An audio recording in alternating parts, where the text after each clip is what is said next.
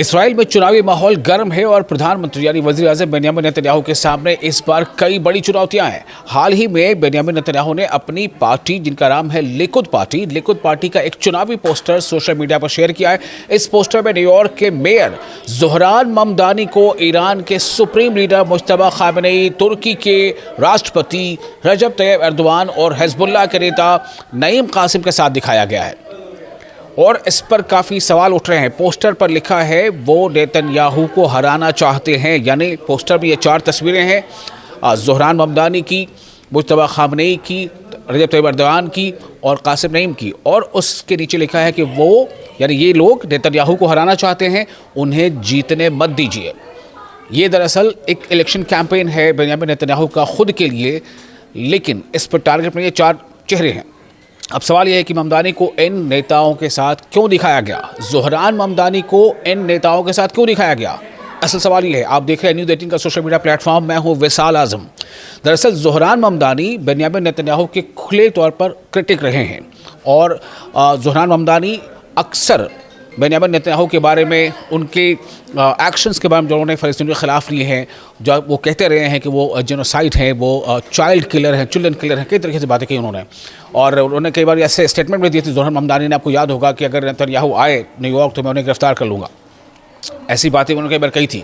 तो गज़ा में इसराइली कार्रवाई को लेकर ज़ोहरान ममदानी ने बेंयामिन नेतन्याहू की कड़ी उनके ऊपर कई बार हमले किए हैं, ज़बानी हमले किए हैं, उनके खिलाफ बातें की हैं और उन्हें वॉर क्रिमिनल तक कहा है। जैसा कि इंटरनेशनल क्रिमिनल कोर्ट से उन्हें बताया गया है कि नेतन्याहू वॉर क्रिमिनल हैं, तो उन्हें वॉर क्रिमिनल तक कहा गया है। और लिकुद पार्टी का मकसद, लिकुद पार्टी ये वो पॉलिटिकल पार्टी है जिससे बेंयामिन नेतन्याहू जुड़े हैं, यानी बेंयामिन नेतन्याहू की पार्टी का नाम है लिकुद पार्टी। तो लिकुद का मकसद इस पोस्टर के ज़रिए वोटरों को ये पैगाम देना है कि नेतन्याहू के ख़िलाफ़ खड़े लोग इसराइल की सिक्योरिटी के लिए ख़तरा बन सकते हैं। लेकिन इस पोस्टर के पीछे असल कहानी इसराइल की घरेलू सियासत की भी है। इसराइल में अगला जो पार्लियामानी इंतखाब होना है वो 27 अक्टूबर 2026 को होना है। 27 अक्टूबर यानी कि अभी ये अगस्त का 18 तारीख अगस्त की, तो अगस्त के 18 तारीख में आप सोचते हैं बहुत कम वक्त बचा है और वहाँ अक्टूबर में अगले ही महीने इंतखाब होने हैं। तो अक्टूबर 2026 में पार्लियामानी इंतखाब होने हैं इसराइल में और वहाँ संसद यानी नेसेट, जो इसराइल की पार्लियामेंट को कहा जाता है, नेसेट में 120 सीटें हैं और सरकार बनाने के लिए, हुकूमत बनाने के लिए किसी भी पार्टी या अलायंस को कम से कम 61 सीटों की ज़रूरत होती है।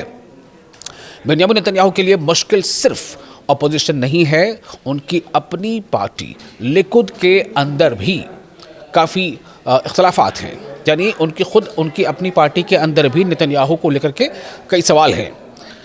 तो बेंयामिन नेतन्याहू की पार्टी, जिसका नाम है लिकुद, उस पार्टी के कुछ नेता चाहते हैं कि लिकुद अपनी सियासत को थोड़ा नरम करे ताकि बीच के वोटरों को दोबारा अपने साथ लाया जा सके, जबकि पार्टी का एक बड़ा धड़ा बेंयामिन नेतन्याहू की सख्त पॉलिसी जारी रखने के हक़ में है। यानी बेंयामिन नेतन्याहू को एक साथ 2 मोर्चों पर लड़ना पड़ रहा है। ये तो वहाँ की अपनी सियासत हो गई, इसराइल की अंदर की सियासत, इसराइल की अंदरूनी सियासत, यानी इसराइल में बेंयामिन नेतन्याहू को अपोजिशन पार्टियों से जो चैलेंजेस हैं, जो चुनौतियां हैं वो, और दूसरी तरफ खुद पार्टी के अंदर जो इनसे इख्तलाफ करते हैं।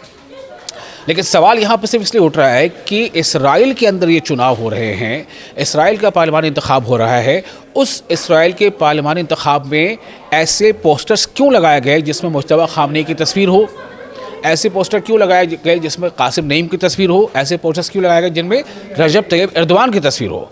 चलिए ये तीनों तस्वीरों तो एक तरफ हैं, रजब तैयब एर्दोआन की तस्वीर, कासिम नईम की तस्वीर और मुज्तबा खामेनेई की तस्वीर, लेकिन उन तस्वीरों के साथ चौथी तस्वीर किसकी है?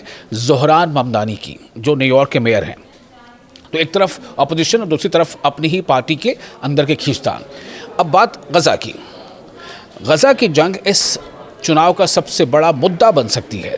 बेंयामिन नेतन्याहू की जो अलाइज पार्टियां हैं, जो उनका अलायंस है, वो आप सोचिए, बेंयामिन नेतन्याहू जो इतने लंबे समय से वहाँ के वज़ीर आज़म हैं, वो खुद भी उनकी पार्टी अकेले मेजॉरिटी फिगर तक नहीं पहुँची है और कई पार्टियों को मिलाकर उन्होंने वहाँ पर सरकार चला रहे हैं वो।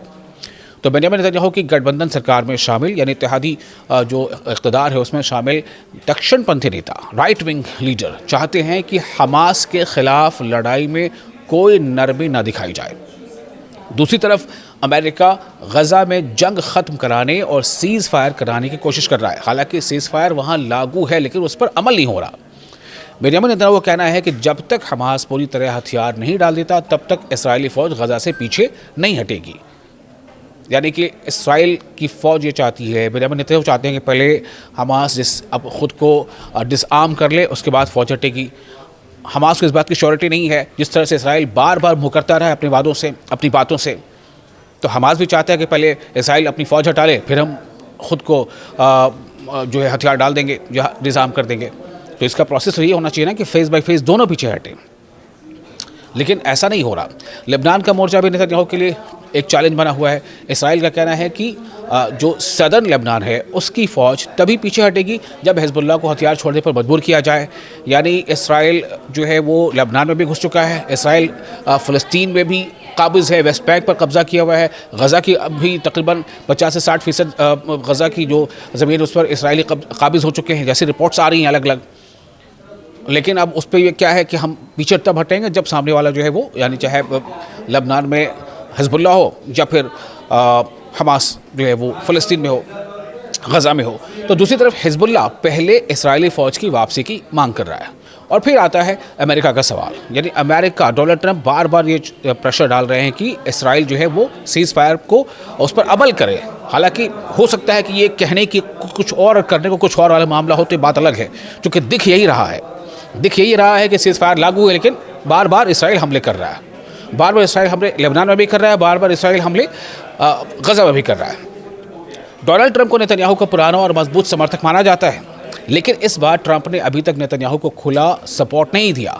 चुनाव से पहले डोनाल्ड ट्रंप का रुख नेतन्याहू के लिए काफ़ी अहम हो सकता है, लेकिन इसराइल के वोटर सिर्फ गज़ा, ईरान या लेबनान के मुद्दे पर वोट नहीं करेंगे। महंगाई, सैनिकों की सुरक्षा, अल्ट्रा ऑर्थोडॉक्स, युवाओं की फ़ौजी सेवा, फ़ौजी खिदमत और मुल्क की आगे की जो सियासी समत होगी, वो सब तमाम बड़े मुद्दे हैं इसराइल के अंदर। यानी बेंजामिन नेतन्याहू इस इंतखाब को सिर्फ अपनी हुकूमत बचाने की लड़ाई नहीं, बल्कि इसराइल की सिक्योरिटी और मुस्तकबिल की लड़ाई के तौर पर पेश कर रहे हैं। और यही वजह है कि चुनावी पोस्टर में ज़ोहरान ममदानी, जो अमेरिका में न्यूयॉर्क के मेयर हैं, ज़ोहरान ममदानी को ईरान, तुर्की और हिजबुल्लाह के नेताओं के साथ दिखाया गया है।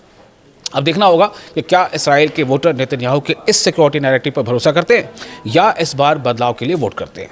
इसका फैसला 27 अक्टूबर 2026 को होगा।